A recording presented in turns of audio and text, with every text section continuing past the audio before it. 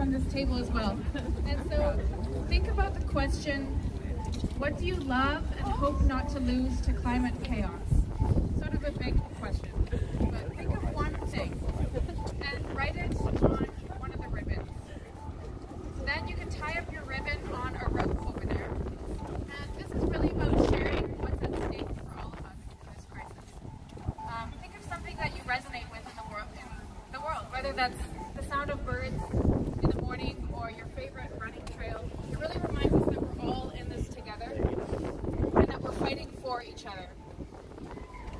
We figured out yesterday that it's a lot easier to write on the non-silky side of the ribbon, just so you know, and also leave a few inches so that we can still read the ribbon once it's tied onto the rope. So please, while our performers perform, please grab one of the papers from a QBAC member to tell us a bit about what this rally is about. And here's Nick Loraway, the chair. Go Nick! Let me start by thanking everyone for coming out and having your voice heard today. It's the right side of history, the side of history that we can be proud to stand on. We are joined and inspired by millions around the globe in the fight against ignorance and apathy. Fuck yeah. They're against the fossil fuel companies who think we don't have what it takes to change our world and fix the broken system. Here at Queens, the best and brightest minds of our time study climate change, from the thinning of Arctic ice to the future energy solutions. We track climate change and predict its impacts, both on us in Canada and on the millions more vulnerable in the global south. How can our institution justify inaction when the very data is being studied and produced in our own backyard? How can we know the steps to mitigate it yet drag our feet in implementation is something we ought to be ashamed of?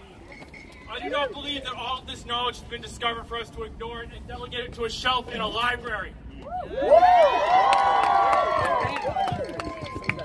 As Franklin Delano Roosevelt, a man Queen saw fit to award an honorary degree and the architect of the original New Deal, it is preeminently the time to speak the truth, the whole truth, frankly and boldly.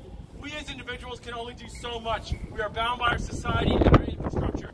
It is time to strike the source, to hold corporations and industries and their lobbyists responsible for their role in causing climate change, to update our infrastructure and urban planning to the 21st century, to adopt new technology to make our world more efficient, and to reject the consumerist mindset that we have been poisoned with. That means a carbon-neutral JDOT and updating all new public buildings, a reasonable timeline for the retrofitting of existing buildings to slash wasted energy. That means an end to single-use plastics which saturate our oceans and suffocate the wildlife. And that means divestment from the companies profiting and who continue to expect to profit on the destruction of our planet.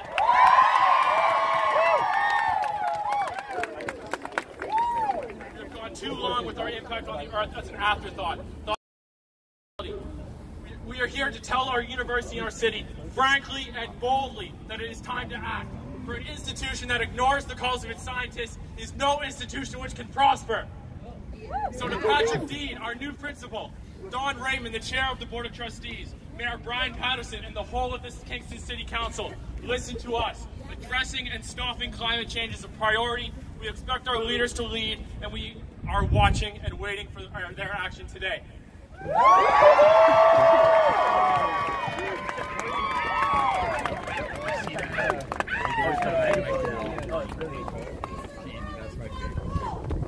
are unstoppable, another world is possible. We are unstoppable, another world is possible. We are unstoppable, another world is possible.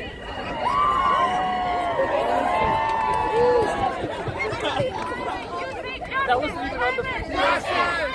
Justice! Justice! Climate! You should really fucking it up. Action! Action! Action! I say climate, you say justice! Climate! Justice! Justice! Justice! Now! I say climate, you say action! Climate! Action! Action! Climate! Action! Now!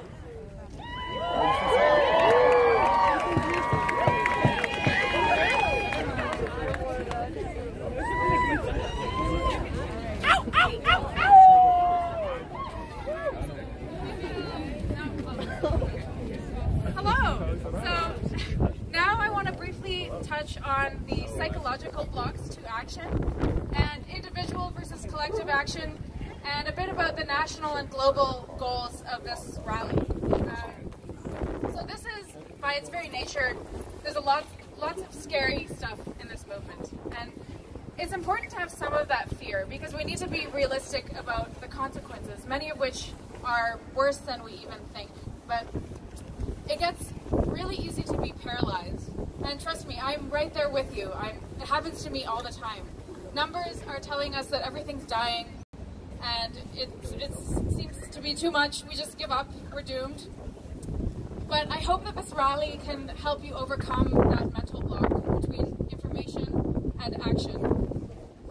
Because humans are irrational. Most of us, when we encounter a problem, we don't jump right away to solve it. Last fall, I fell off my bike, and it took me a few months. Actually, just last week, I didn't really get my knee properly looked at, and I found out that my ACL was torn. So, just the point is, you know, we get these problems and we don't actually do anything about them, which is just like this crisis. And it's really a process, translating awareness into action. But to do that, an important part is being open about our anxiety about this crisis and confronting the ambivalence that we feel, so where we're conflicted within ourselves. And then we can move to aspiration. So what is it really that we want? And that's when we get together, cook a meal with our friends and neighbors, and visualize a better world together and start building.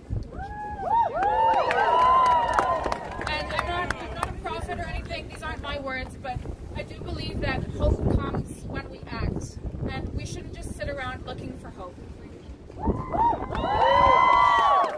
By act, I don't mean carpool, and I don't mean avoid using plastic straws. While individual action is important, it is nowhere near the scale of action that we need to deal with this crisis.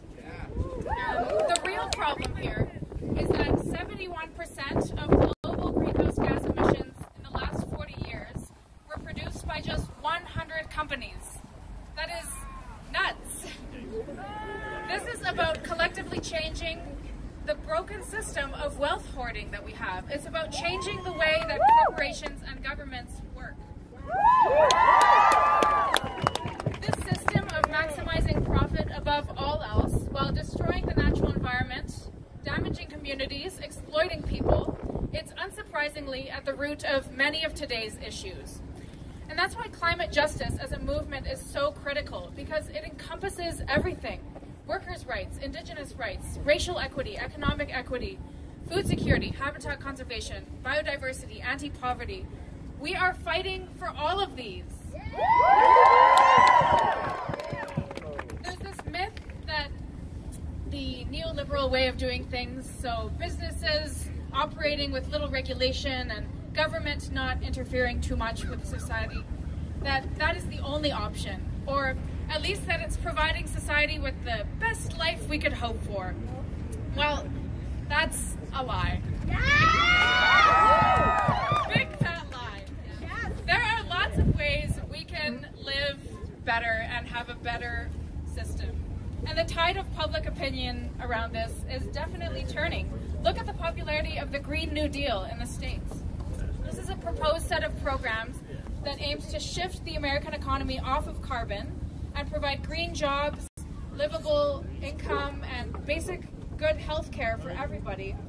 A recent poll coming from Yale showed that 93% of Democrats and 64% of Republicans agree with the basic components of the Green New Deal.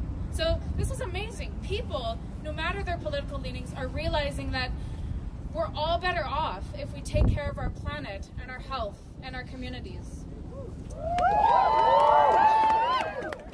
So millions of people today, in the past few hours and in a few more hours, millions in 123 countries are striking today, which is, this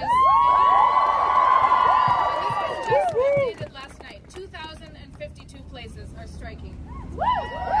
Their demands from governments vary slightly, but they all echo the same message. And in Canada, there are more than 40 cities striking. And our Our demands for government are that local and national governments must make policy decisions in the public interest through the lens of a climate emergency for the sake of our collective future. And so these, if we want to get specific about it, these policy decisions include drastically reducing greenhouse gas emissions to be compatible with 1.5 degrees of warming, fund a just transition from fossil fuels to clean energy, recognize and respect environmental and Indigenous rights, strengthen environmental protections, make cities more livable with green transit and sustainable buildings, and reassess whether it makes sense to push for endless growth on a finite planet. The answer to that is definitely not. But also, to deal with this crisis, we need human stories that remind us of what we love and what we value. Because we need to remind ourselves of how we're connected so that we can generate sustained collective action. Because this is just one day, this is one march. But from this march, we can realize that this is an issue that is so much bigger than us. We're not alone in this fight. We'll see in the news next week a bunch of clips from strikes around the world, and if that's not inspiring, I don't know what is. So climate justice is really more than just about survival. It's about who we are as people and who we want to be. So thank you for coming out today.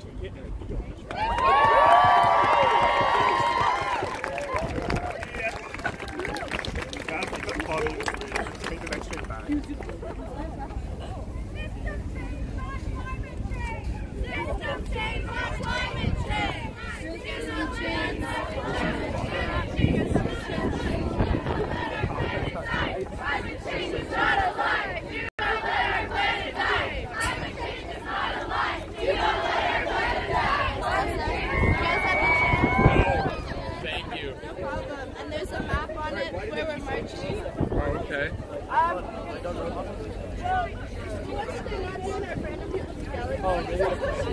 There's a lot of people. All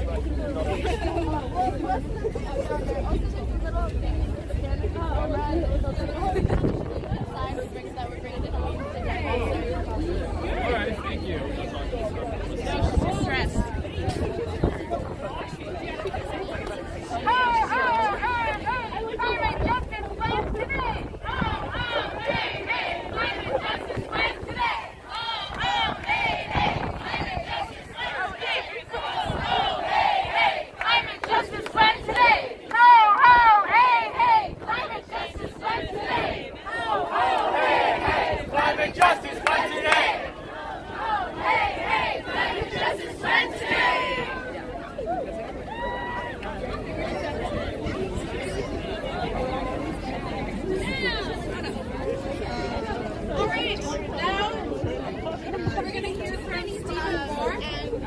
Environmental Studies and Business Professor at Queen's.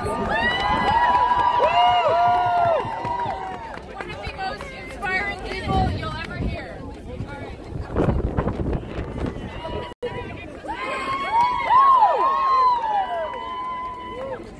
Thank you. It's so nice to see so many people here. The sun came on for us. Closer to the mic. Closer to the mic. There are so many good signs here. I especially like this one. I want to die of old age, not climate change. Yeah. And I might, but you might not. Okay. And that's important to realize. I'm going to speak mostly to students, but I hope to be able to also include many of the other people who have turned out in the audience. From my point of view, Queen's is cheating you. They take your money in the form of tuition fees. They give you a piece of paper that is supposed to promise you a better future, and at the same time they bet against your future by supporting fossil fuel companies with their investments. I think that's cheating. Are you going to stand for it? While thousands of universities, institutions, organizations, charities, foundations have divested $8 trillion from fossil fuels, Queen's continues to cheat you. It's also clear that fossil fuel investments are not good financially. A student analysis said that if Queens had divested when we first asked them to 5 years ago, their investments would be worth $120 million more today. 1 week ago, the Norwegian Sovereign Wealth Fund, the largest of its kind in the world, made a recommendation to the Norwegian government to divest $40 billion from fossil fuels because these investments are financially risky. The reason is they're worried about a permanent oil price decline, which will clearly happen. So it's important to realize Queens is not only unethical, they are financially irresponsible. And the question is, are you going to stand for it? No! Eleanor Chenoweth, in her research at a website called Waging Nonviolence, says that it takes only 5% of a committed population to bring down a dictator. And I think we can do better than that here. All we need are 700 students. That's 5%. What if 700 students refuse to pay their tuition fees unless Queens divested? What if 700 students went to their high schools and said, don't come to Queens because they're unethical and irresponsible? What if 700 students blocked the campus entrances and shut this university down until it went out? What if 700 students transferred to other universities, McGill, Stanford, and half of the post-secondary institutions in the UK because they're taking action on climate change? You have the power to make this change. Student strikes are happening all over the world right now. Eric McBay, who is an experienced Canadian activist, suggests the following. Do not try to get all students on your side. Work to develop a committed core. Do not take the middle road. Move the goalposts until divestment becomes the middle road. And make people choose. That is the road to social change.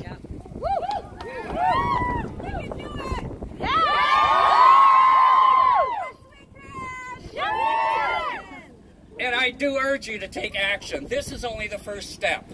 Some of you in the audience remember 1964. Most of you do not. In 1964, Mario Savio stood at the Berkeley campus and said, there is a time when the operation of the machine becomes so odious, makes you so sick at heart that you can't take part. You can't even passively take part. And you've got to put your bodies upon the gears and upon the wheels, upon the levers, upon all the apparatus, and you've got to make it stop. And you've got to indicate to the people who run it, to the people who own it, that unless you are free, the machine will be prevented from working at all. So what are you going to do? Some of you may have children somewhere. Most of you will have children at some time in your life. When your kids ask you, what did you do when all the fuss was made about climate change, what are you going to tell them? Are you going to say, oh, no, I decided to work for a company that's making the problem worse? No! Are you going to say, oh, well, I spent most of my time in the pub? No! Are you going to say, oh, I was too busy updating my Facebook page? No! Exactly. That's why you're here right now. Yeah. One of my heroes is Big Jim Larkin. You may not have heard of him. He was an Irish labor organizer in Dublin in the early 20th century. It's said that when the police came to break up one of his rallies, he talked the police into forming a union. And I'll leave leave you with his words. The powerful only seem powerful because we are on our knees. Let us rise!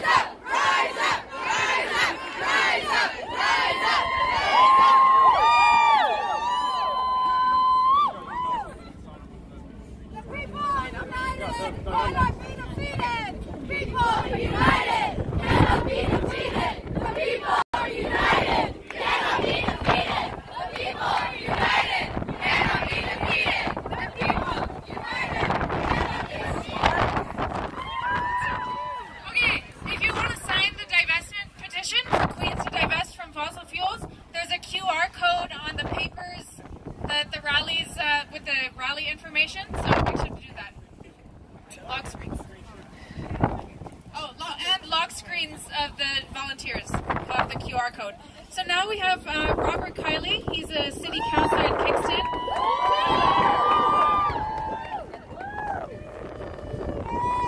Hello everyone, it's so good to be here. For the record, the city of Kingston has officially declared that we are facing a climate emergency. This was a declaration made and unanimously supported by all 12 councillors and the mayor. So Kingston, we are prepared to act, and I know you are too. I want to leave you with one very tangible way you can act, and that will help myself, Councillor Neal is here, maybe other councillors that I can't see. It will help us act. That is, go online tonight and email the City of Kingston one practical way you think we can green our city to drastically reduce our emissions. Why do you need to do that? Because we're going into strategic planning next week. And if our inboxes are flooded with action on climate change, let me tell you that we will be even more galvanized to act. So will you do that? Very good. Thank you.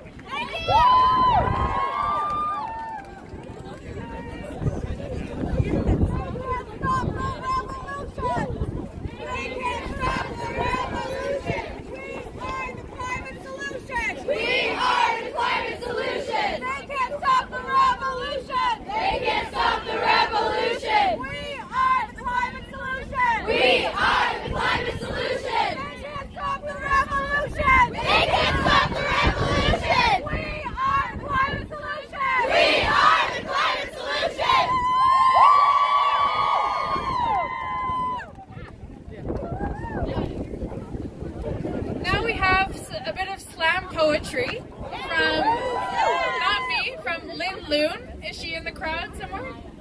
What's up?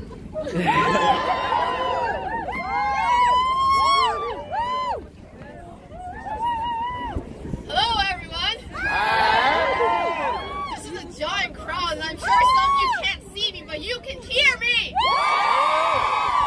My name is Lynn Loon. I'm a first-year slam poet at Queen's Spoken Word, except competitive. We are competitive! Today I'll be doing a spoken word poem on climate change. Thank you so much for coming out.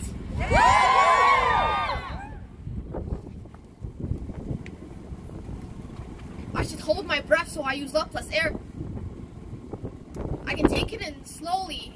Penny pinching, purple lips consume less of your oxygen. Like a carbon-based life form, I am fire. Young, lively, eking out a miserly burn, a sluggish smolder holding its tongue of flame in check, and expel economically, diligently, use up less oxygen. I feel like just by talking I'm scorching something. After disconnecting family fuel lines, I was transplanted, starved of homes, coal mines. Paper money burns so hot, burns so fast, leaves me wanting. This fire was raised. Not to be big, not to glow, wasteful. The fire in my mother's feet survived this way, crossing an ocean. The instinct seared into me to skimp on the occasional meal to save up in case of bad times, to smother myself. But we journeyed to a place with more oxygen in the air. I'm just the silent smolder simmering, conserving fuel, saving up. For when the wind picks up a fresh breeze and blue sky, it hallows my name.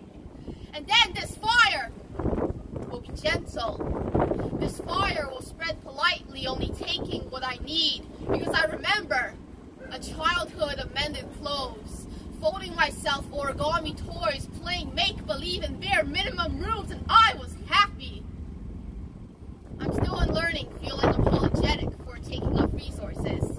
But the ones in charge of everything should know what it's like to add nothing, and we will be in charge.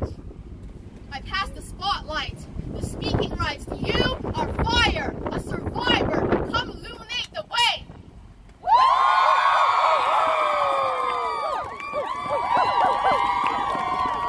Thank you.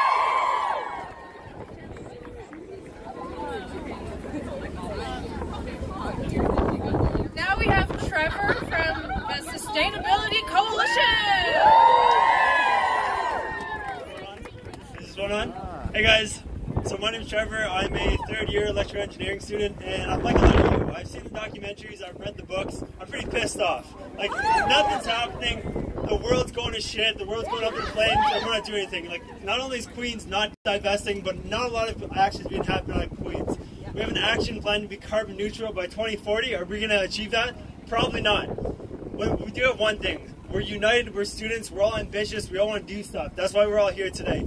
So I've been working with professors like Stephen Moore, university executives, people across campus in different groups to form together to create, it's called the Queen's Sustainability Coalition, to come together to solve real problems on campus, in the community. And so we're looking to partner up with students like yourselves across the university to tackle problems like this. All of us have unique gifts that we can go about to change this university, and then from there go off and change the world. So we're looking to get together with students. We're going to be over at the Tea Room booth. If you want to come and chat to us about how you can get involved, we'd love to include as many people as possible to hopefully make some real changes on the university. So thanks again for coming out, guys, and I hope to talk to you there.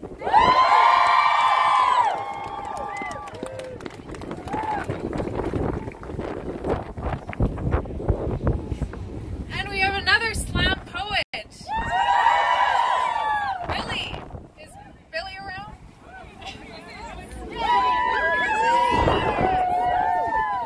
Okay, hi everyone. My name is Billy. I'm a spoken word poet and a fourth-year electrical engineering student, and I'm Dene from the Athabasca Chippewa First Nation. So I write fairly personal poems normally, so this poem is like specific to my profession, engineering. I know a lot of my classmates went into engineering because we wanted to create a brighter future. I believe that part of our duty as engineers is not only to protect the public, but also to protect the earth. As an Indigenous engineer, I know that taking care of the land is a basic form of respect and is the bare minimum of what we should be doing.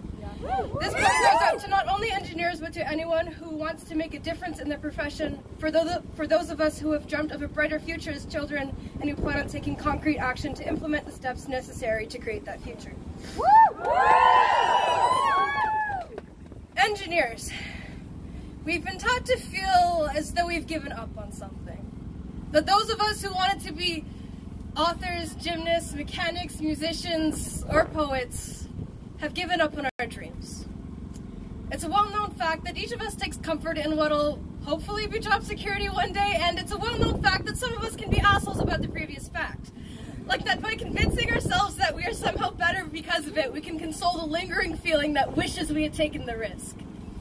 And yet, as attractive as financial stability is, we know we're not in this for the money. Because the same kid who loved baseball, ballet, birds, or beatboxing is the same kid who wondered what stars are made of. The same kid who wanted to know how planes could fly, how boats could float, and the same kid who taught themselves division a year early because it seemed like fun. Thing is, when we were 6, they never used the word engineer, and inventors were just eccentric characters in Disney movies. I think the worst part is they never told us that we could be more than one thing. Growing up has been more complex than anything we could imagine.